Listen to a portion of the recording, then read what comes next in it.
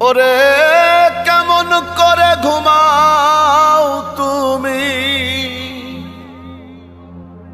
কেমন করে ঘুমাও তুমি ফজর করে কাজা।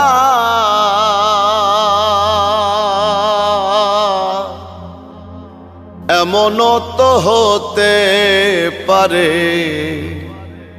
জোহরে জানাজা তোমার, এমনও তো হতে পারে জোহরে জানাজা।